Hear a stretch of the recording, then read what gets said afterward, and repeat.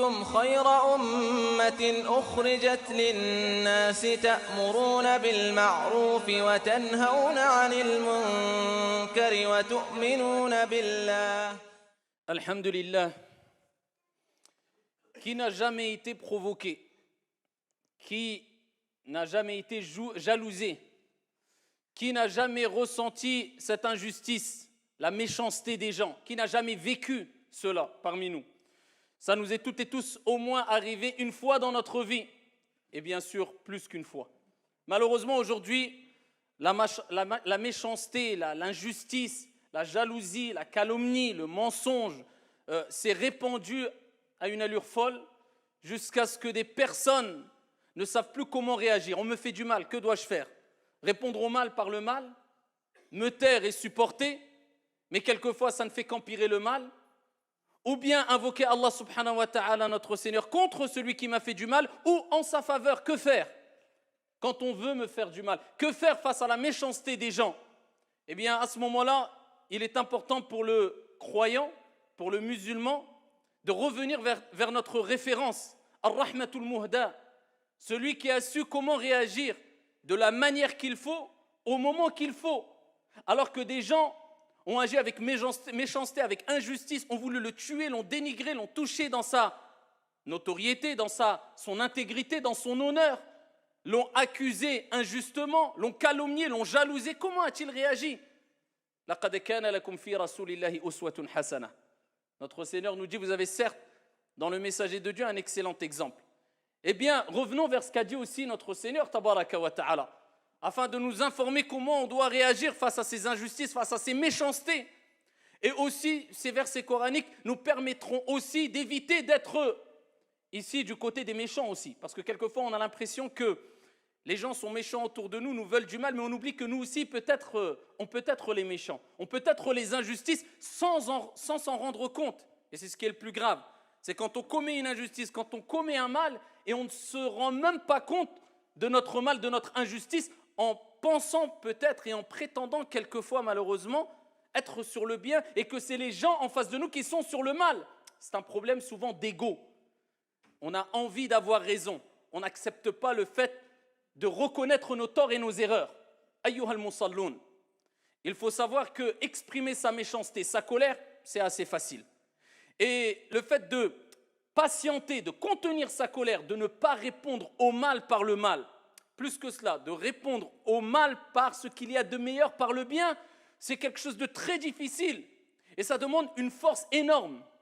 Pas une force physique, mais une force de foi, une force d'esprit, une force au point de vue du moral, une endurance, une patience, une confiance en Dieu et une croyance ferme quant à ce qu'a dit notre Seigneur et ce qu'a annoncé notre Seigneur comme félicité et comme réussite pour celles et ceux qui vont répondre au mal par ce qu'il y a de meilleur. Le fort, c'est celui-là, c'est celui qui contient sa colère. C'est pour ça que le prophète sallallahu alayhi wa sallam nous dit dans le hadith rapporté par Ibn Hibban bisanadin Hassan, avec une bonne chaîne de transmission, il dit un hadith magnifique. Il dit Laysa ash-shadidu man ghalab. Le fort n'est pas celui qui va prendre le dessus. Il dit ensuite Innama ash-shadidu man ghalaba nafsah. Allahumma ij'alna minhum. Il dit celui qui est vraiment fort, c'est celui qui prend le dessus sur son âme. Donc quand il dit au début du hadith, le fort, ce n'est pas celui qui prend le dessus, c'est-à-dire sur autrui. Et il y a un autre hadith qui rejoint ce hadith-là, rapporté par Al-Bukhari, où le prophète sallallahu alayhi wa sallam nous dit, le fort n'est pas celui qui va terrasser les gens, qui va prendre le dessus physiquement sur les gens, qui va écraser les gens, mais le fort est celui qui contient sa colère. Et dans le premier hadith rapporté par Ibn Hibban, le prophète alayhi salatu wa sallam nous rappelle que celui qui arrivera à prendre le dessus, c'est pas celui qui prend le dessus sur les gens, mais le dessus sur son âme. Parce qu'on sait très bien que Shaitan, Satan, eh bien, va nous cacher les fruits de cette patience. Parce que cette patience-là, cette endurance, apporte des fruits sucrés, apporte des résultats mielleux, ici-bas et dans le delà. Donc Shaitan va te les couvrir, afin que tu ne t'en rendes pas compte, que tu ne prennes pas conscience de ces résultats positifs. Donc toi, quand on va te faire du mal, eh bien, Shaitan va te faire oublier la récompense de celui qui patiente. Parce que l'être humain a envie de voir la récompense tout de suite. Donc c'est quelque chose de caché. Donc il va te pousser à te venger pour avoir un résultat rapide. Et le fait de patienter afin d'avoir le résultat plus tard, ici-bas et dans l'au-delà, ça demande de la force et de l'endurance. Ce n'est pas donné à tout le monde. Et plus l'effort est grand, de manière générale, plus l'endurance est grande, de manière générale, et plus tu vas apprécier le résultat. Et cela va t'apporter un repos. Comme, à titre d'exemple, celui qui voyage 2 heures, quand il arrivera à destination chez lui, il ne va pas goûter au repos et sentir et apprécier le repos. Al-istiraha, ce moment de repos, comme celui qui a voyagé et enduré pendant 4 jours. Plus tu as fourni des efforts et patienté, et plus le repos, tu l'apprécieras. Eh bien, ce repos que tu gagneras après avoir patienté quand on veut te faire du mal, en répondant au mal parce qu'il y a de meilleur, sera un repos de l'âme. Pourquoi ? Parce que tu auras réussi à prendre le dessus sur ton âme. Et plus tu prends le dessus sur ton âme, parce que l'âme est souvent instigatrice au mal, et cette âme-là vit avec toi de jour comme de nuit, plus tu ici réussiras à éduquer ton âme et prendre le dessus sur ton âme, comme le prophète alayhi salatu wassalam a dit, a appelé celui qui le fait le fort, et plus ton âme goûtera à sakina, la sérénité, le repos. Et regardez la personne qui ne répond pas au mal par le mal. On l'insulte, il patiente et il endure et il n'a pas répondu au mal par le mal. Quand la situation finit, wallah, il se sent fort. Et il se sent, alhamdulillah, quelque part fier de lui. Contrairement à celui qui s'est défoulé, ensuite, qu'est-ce qu'il fait ? Il regrette. Al-ajalatu min ash-shaytan. Car la précipitation, et surtout quand on se précipite afin d'avoir un résultat, ça vient de shaytan en général. Voilà pourquoi Allah subhanahu wa ta'ala nous a rappelé beaucoup de bienfaits quant au fait de patienter face aux préjudices des autres et à l'injustice des autres. Et nous a rappelé ici le mérite que va récolter celui qui a patienté, pas que patienté, parce qu'il y a patienté simplement, mais au-delà de ça, non seulement on te fait du mal, tu ne patientes pas simplement, tu réponds au mal par quelque chose de bien. Allah Jalla wa Ala dit dans le Coran al-Karim, وَلَا تَسْتَوِي الْحَسَنَةُ وَلَا السَّيِّئَةُ. Il nous rappelle, ne réponds pas au mal par le mal. Réponds au mal parce qu'il y a de meilleur. وَلَا تَسْتَوِي الْحَسَنَةُ وَلَا السَّيِّئَةُ. إِدْفَعْ بِالَّتِي هِيَ أَحْسَنُ. Ici, il nous rappelle, réponds au mal parce qu'il y a de meilleur. فَإِذَا الَّذِي بَيْنَكَ وَبَيْنَهُ عَدَاوَةٌ كَأَنَّهُ وَلِيٌّ حَمِيمٌ. وَمَا يُلَقَّاهَا إِلَّا الَّذِينَ صَبَرُوا وَمَا يُلَقَّاهَا إِلَّا ذُو حَظٍّ عَظِيمٍ. Et à ce moment-là, quand tu auras répondu, comme Dieu dit dans le Saint-Coran, au mal, aux injustices, aux insultes, à la méchanceté des gens, parce qu'il y a de meilleurs, eh bien à ce moment-là, tu verras celui avec qui tu avais une animosité. Regardez les termes qu'il utilise Allah Azza wa Jal. Beaucoup de colère, de haine, c'est la guerre entre vous. Une animosité, devenir tel un ami chaleureux. Ya muqallib al-qulub, ô toi qui tourne les cœurs. Allah, il tourne les cœurs. Il change les cœurs. Pourquoi ? Parce que tu as fait l'effort. Parce que tu as fait le premier pas, parce que tu n'as pas répondu au mal par le mal. La personne en face de toi qui te fait du mal, au fond de lui, il sait qu'il fait du mal.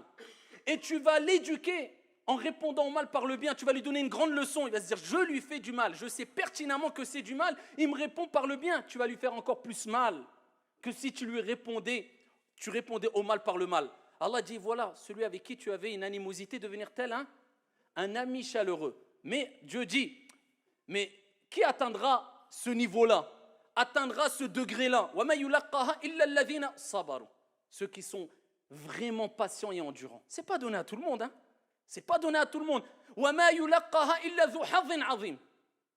Seuls ceux qui ont été comblés d'une grâce immense arriveront à atteindre ce degré-là. Et ça émerveille. C'est pour cela que quand on lit des hadiths du prophète sallallahu alayhi wa sallam, quand il répondait au mal par le bien, on est émerveillé. Et on se rappelle que le prophète était ar-rahmatul muhda et que Dieu l'a envoyé en tant que miséricorde, comme miséricorde pour l'ensemble des mondes. À titre d'exemple, un hadith connu par toutes et tous, rapporté par l'imam al-Bukhari. Vous croyez que ça, ce n'est pas l'application de ce que je dis précédemment ? Le prophète sallallahu alayhi wa sallam, lorsqu'il était en voyage et il s'est assoupi sous un arbre et il a accroché son épée sur l'arbre, et qu'il y a une personne qui lui voulait du mal, s'est approchée de lui, lorsque cette personne qui lui voulait du mal s'est approchée de lui, et qu'il a saisi cette épée et l'a brandie face au prophète sallallahu alayhi wa sallam, et que le prophète alayhi salatu wa sallam s'est réveillé brusquement, cet homme-là a dit au prophète alayhi salatu wassalam, et qui te sauvera maintenant? Ça, il voulait le tuer, en finir avec lui. Il n'aimait pas, il détestait le prophète alayhi salatu wassalam. En face du prophète, il y avait al-maut, la mort. Qui te sauvera maintenant? Le prophète alayhi salatu wassalam, c'est un prophète qui reçoit des miracles, c'est un envoyé qui a un degré de certitude qu'aucun d'entre nous, même réunis, ne pourrait avoir. Il dit Allah, mon Seigneur, Dieu. L'épée est tombée, le prophète a saisi l'épée et l'a pointée vers lui et lui a dit, et qui te sauvera maintenant? Il dit, ô messager, ô Mohammed. Il n'était pas croyant, il ne croyait pas en Dieu et au prophète Mohammed alayhi salatu wassalam. Il dit, ô Mohammed, sois meilleur preneur. Le prophète alayhi salatu wassalam discute avec lui, lui dit une condition. Est-ce que tu attestes qu'il n'y a de Dieu qu'un Dieu unique et que je suis l'envoyé de Dieu? Il dit non. Il dit non. Est-ce que le prophète a dit donc je te tue? Non. L'autre, il a été honnête. En face de lui, il a été honnête. Il a dit non, je n'atteste pas qu'il n'y a qu'un Dieu unique et que tu es le messager de Dieu. Il dit par contre, je m'engage à ne jamais te combattre et à ici accompagner une armée qui te combattra. Je m'engage à cela. Le prophète, il lui a dit pars en paix. C'est bon, tu peux partir. Il est parti alors qu'il voulait tuer le prophète Mohammed alayhi salatu wassalam, avec cette leçon qui est cet homme a répondu au mal, à la mort, par le bien en me laissant libre vers son peuple et il dit Ji'tukum min indi khayrin nas, Mohammed ibn Abdillah alayhi salatu wassalam. Il va voir les gens de son peuple et dit je viens de chez la meilleure des personnes, le meilleur des gens alayhi salatu wassalam. Dans un autre hadith rapporté par l'imam Ahmad, bisanadin Hassan, Abu Bakr as-Siddiq radiyallahu anhu wa arda. Et là, regardez les fruits de celui qui répond au mal par le bien. Ce n'est pas donné à tout le monde, mais les fruits sont mielleux, les fruits sont sucrés. Et tu les récolteras, incha'Allah, et tu goûteras au repos et à l'apaisement de l'âme. Ce n'est pas donné à tout le monde. Mais en prenant conscience de ces hadiths-là, de ces versets, de ces paroles divines et prophétiques, cela va te motiver, te pousser à le faire. Abu Bakr était en présence du prophète alayhi salatu wassalam. Et en face d'Abu Bakr, il y avait des gens qui insultaient Abu Bakr as-Siddiq radiyallahu anhu warda. Ils l'insultaient. Le prophète ne cessait de sourire. Plus les gens l'insultaient et plus Abu Bakr patientait et plus le prophète ne cessait de sourire et continuait à sourire et à montrer sa joie. Abu Bakr n'a pas supporté à un moment et a répondu à certaines insultes. Le prophète alayhi salatu wassalam s'est mis en colère, s'est levé et est parti. Abu Bakr est parti vers le prophète. Il dit Ya Rasulallah, tu étais auprès de moi, tu souriais. Quand je me suis défendu à un moment, j'étais à bout, je me suis défendu, tu t'es levé et tu es parti. Il dit car quand tu ne répondais pas, lorsque tu patientais, lorsque tu endurais face à ces insultes, il y avait un ange qui était présent et qui ne cessait de leur répondre et cela me réjouissait. Et lorsque tu leur as répondu, Shaitan, Satan a pris place et il ne me convient pas d'être présent assis avec le diable. Et il dit Ya Aba Bakr, il lui donne une recommandation en or. Il dit Ya Aba Bakr, il n'y a aucune personne qui ne patiente face à une injustice sans que Dieu lui-même, subhanahu wa ta'ala, ne venge cette personne de cette injustice. Ne t'inquiète pas, on te fait une injustice, tu patientes, tu endures, Dieu te vengera de cette injustice. Entre toi et cette injuste, et cette personne mauvaise, et cette personne méchante, eh bien, il y aura Dieu qui va s'interposer. Ça, c'est les recommandations du prophète, alayhi salatu wassalam. Et pour continuer à nous pousser à répondre au mal parce qu'il y a de meilleurs, continuez à méditer quant à la vie du prophète, alayhi salatu wassalam, et à ce que nous a donné comme héritage le prophète, alayhi salatu wassalam. Ces paroles, le prophète, sallallahu alayhi wa sallam, fi sahih, nous dit المؤمن الذي يخالط الناس ويصبر على أذاهم خير من المؤمن الذي لا يخالط الناس ولا يصبر على أذاهم. Le prophète le dit clairement, le croyant qui se mélange aux gens, regardez encore le côté sociable, la sociabilité avec laquelle doit vivre le croyant qui se mélange aux gens, الناس, est patiente quant à leurs préjudices, est patiente. Parce qu'il y a des gens, quelquefois, qui disent « Moi, je préfère m'isoler, je ne vois personne, les gens sont méchants, comme si lui était parfait. » Al-kamalu lillah. Peut-être c'est toi qui es mauvais, peut-être c'est toi qui manques de sociabilité, peut-être que...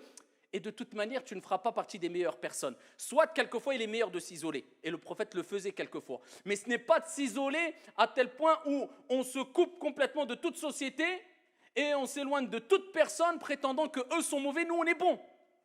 Le prophète dit « Les croyants qui se mélangent aux gens et qui patientent quant à leur préjudice, ou face à leurs préjudices et leurs méfaits est meilleur que le croyant qui ne se mélange pas aux gens et qui ne patiente pas face aux préjudices des autres. Et Allah tabaraka wa ta'ala, notre Seigneur, il nous rappelle que ceux qui patientent, ceux qui endurent, quand ils sont particulièrement en colère et qui refoulent leur colère, eh bien, ont atteint le degré le plus haut en islam, al-ihsan. Car il y a al-islam, al-iman, al-ihsan. La bienfaisance, tu t'approches de la perfection, c'est le degré le plus haut. Eh bien, Allah Jalla wa Ala dit dans le Coran, وَالْكَاظِمِينَ الْغَيْظِ وَالْعَافِينَ عَنِ النَّاسِ وَاللَّهُ يُحِبُّ الْمُحْسِنِينَ اللهم اجعلنا منهم.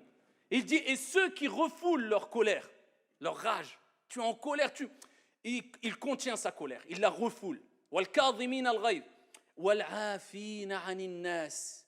Et ceux qui pardonnent aux gens, sont connus pour être pardonneurs et pardonnent aux gens. Wallahu yuhibbul muhsinin. Et Allah aime bien al-muhsinin, ceux qui ont atteint ce degré le plus haut en islam, ceux qui ont écrasé leur âme instigatrice au mal, qui ont pris le dessus, comme le prophète a dit, le fort est celui man ghalaba nafsa, qui a pris le dessus sur son âme, qui pardonne aux gens. Dieu aime les bienfaisants. Il les a appelés les bienfaisants, ceux qui pardonnent à autrui.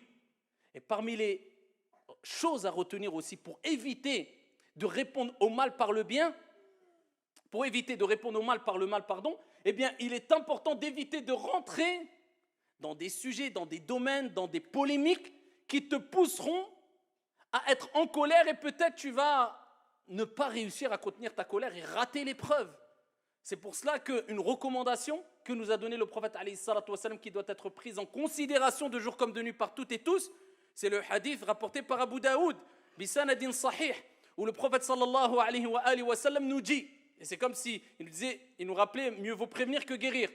Parce que quand on est dans le feu de l'action, c'est autre chose. Mais avant d'arriver là, tu peux éviter cela.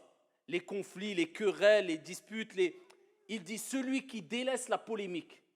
Celui qui délaisse la polémique, toute forme de polémique stérile. Quelqu'un te dit c'est blanc, toi tu as le droit d'argumenter en disant non, c'est noir parce que. Il continue, non c'est blanc, arrête-toi, khlas. Mon but c'est de dire voilà ce que je pense et tu as le droit et tu dois le dire, avoir cet esprit critique et avoir ton avis. Mais quand lui il persiste, pourquoi tu continues 6 heures alors que l'histoire peut s'arrêter en 4 secondes, 5 secondes? Il t'a dit ça, il a argumenté. Tu as dit, tu as argumenté. Toi, ce qui t'importe, ce n'est pas d'avoir raison, c'est de chercher qui a raison. Ça, c'est deux choses complètement différentes. Mais pour chercher à savoir qui a raison et ne pas vouloir avoir raison, il faut avoir atteint un degré où tu as quand même pris le dessus sur ton âme. Parce qu'on est face à notre ego et ce qui nous pousse souvent à vouloir avoir raison, malheureusement. Même quand on sait au fond de nous qu'on a tort. Donc ici, le prophète dit celui qui délaisse la polémique, même s'il a raison, pour nous motiver, nous récompenser à travers notre effort, même si tu as raison. Il dit, je lui promets, je lui garantis une maison à la périphérie du paradis. Même si tu as raison, hein, tu délaisses pour satisfaire ton Seigneur tabaraka wa ta'ala. Et il dit, dans le même hadith, continuons le hadith, il dit, et celui qui délaisse le mensonge, même pour rire, je lui promets une demeure au milieu du paradis. Et celui qui améliore son comportement, regardez, c'est encore plus important que ce que j'ai cité précédemment. Celui qui améliore son comportement, il fait une autocritique, j'ai ça comme défaut, j'ai ceci, cela, j'améliore mon comportement, je lui promets, garantis une maison au plus haut du paradis. Al-Firdaus, le degré le plus haut du paradis. Voilà pourquoi il est important de retenir, ayyuha al-akhyar, qu'il est bon de pardonner à autrui. Il est bon d'agir avec pardon. Il est bon de répondre au mal par le bien. Et pardonner, ça ne veut pas dire pardonner à tout le monde. Toi, tu pardonnes et c'est ton comportement de base, mais tu pardonnes sous condition. Exemple, imaginez-vous un État qui dit « Nous pardonnons à tout voleur, nous pardonnons à tout vendeur de drogue, nous pardonnons à toute personne qui fait des choses graves. » Eh bien, les gens, qu'est-ce qu'ils vont continuer à faire? On n'a pas de problème, on nous pardonne, on continue. Tu penses avoir fait le bien, mais toi, tu as cautionné le mal. Tu pardonnes si et seulement si tu sais que la personne a reconnu son erreur. Ou le fait de pardonner à la personne ne va pas permettre à la personne ou motiver la personne à continuer son mal. À ce moment-là, pardonne. Si tu sais que ça ne va pas provoquer des conséquences néfastes, pardonne. Et ça, c'est le comportement que doit avoir le croyant. Alors, on peut citer des degrés. Rapidement, il y a 4 degrés que les savants ont exposés. Le premier degré, c'est répondre au mal par le mal. Ça met l'autre côté. Le deuxième degré, c'est quand on te fait du mal, tu ne réponds pas au mal par le mal, mais tu demandes réparation. Alors là, on t'a volé, tu dis je veux récupérer ce que j'ai volé. On t'a porté préjudice, tu vas te plaindre pour réclamer justice en face de la justice, etc. C'est le deuxième degré, c'est ton droit. Troisième degré, tu pardonnes et tu ne demandes même pas réparation. Ça, c'est le troisième degré, ce n'est pas donné à tout le monde. Tu sais que la personne a reconnu, tu lui dis écoute, je te pardonne et réparation, j'en ne veux même pas de la réparation, c'est bon, je te pardonne. Ça, c'est un degré au-dessus. Et le dernier degré, le degré le plus haut, c'est non seulement tu pardonnes, tu ne demandes pas réparation, mais tu invoques en sa faveur. Que Dieu le guide, que Dieu lui accorde, pour que Dieu lui permette de ne pas retomber dans le mal dans lequel il était. Ça, c'est le degré le plus haut. Et quand on dit de pardonner, c'est tout simplement pour recevoir le pardon de Dieu. Car le prophète alayhi salatu wassalam nous dit « Man la yaghfir, la yughfar lahu » Celui qui ne pardonne pas, on ne lui pardonnera pas. Et notre Seigneur dit dans le Saint-Coran « Wal-ya'fu wal-yasfahu » qu'ils pardonnent et qu'ils excusent. N'aimez-vous pas que votre Seigneur vous pardonne? Et on sait toutes et tous que sans la miséricorde divine, nous sommes perdus et que la miséricorde de Dieu dépasse sa colère. Et nous espérons tous le pardon de Dieu. Et c'est pour cela que nous revenons vers Dieu et nous nous repentons vers notre Seigneur Tabaraka wa Ta'ala. Donc comme tu aimerais que Dieu te pardonne, pardonne aux gens. Si tu veux que Dieu t'excuse, excuse aux gens, agis de la même manière que tu aimerais qu'on agisse envers toi. Et pour terminer, une évidence qu'il est important de rappeler, bien que c'est connu par toutes et tous de manière générale, mais c'est une évidence qu'il est important de rappeler quand on parle de pardon, de repentir, de la miséricorde de Dieu qui dépasse la colère de Dieu. Dieu ne pardonne pas tous les péchés. Dieu pardonne tous les péchés si on remplit les conditions pour que Dieu nous pardonne tous les péchés. Et si on provoque ce pardon et cette miséricorde divine, si on réunit tous les textes, Dieu ne nous a pas dit « faites ce que vous voulez, je vous pardonne ». Mais il nous invite au repentir et à demander pardon à Dieu. Et quand on lit les textes qui nous disent « si tu fais ta prière et d'une prière à une prière, tes péchés seront pardonnés », d'un vendredi à un vendredi, les péchés sont pardonnés, d'un ramadan à un ramadan, les péchés sont pardonnés, si tu fais telle évocation, tes péchés sont pardonnés, ça c'est les petits péchés. Ces petits péchés ne demandent pas un repentir, mais demandent la demande de pardon. Et revenir vers Dieu avec des actions, des œuvres salutaires. Et les petits péchés, on en fait toutes et tous, des dizaines, centaines, milliers. Tout être humain, nous sommes faibles. Une mauvaise parole qui glisse, etc. Mais quand on parle des grands péchés, à l'unanimité des savants, les grands péchés connus, comme le vol, comme la jalousie, comme le meurtre, comme l'adultère, relation hors mariage, tout cela demande un repentir. Et le repentir a des conditions, sinon ça serait trop facile. La personne dirait je fais ce que je veux, je fais des grands péchés, je vends de la drogue, je vole, je tue. Pas grave, je fais ma prière, Dieu me pardonnera. Et ça n'a rien à voir avec la bonne compréhension de l'islam, bien sûr, et cela est connu par toutes et tous.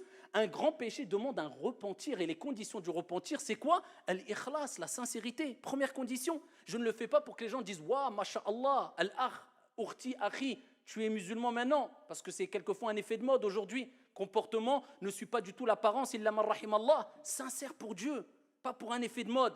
Deuxième des choses, je regrette ce que j'ai fait. Troisième des choses, j'ai la ferme résolution de ne plus recommencer. Et quatrième des choses, je délaisse le péché dans lequel je suis. Les grands péchés demandent un repentir avec ces conditions-là. Si tu as réuni ces conditions-là, à ce moment-là, on espère que Dieu, le miséricordieux par excellence, te pardonnera car sa miséricorde dépasse sa colère.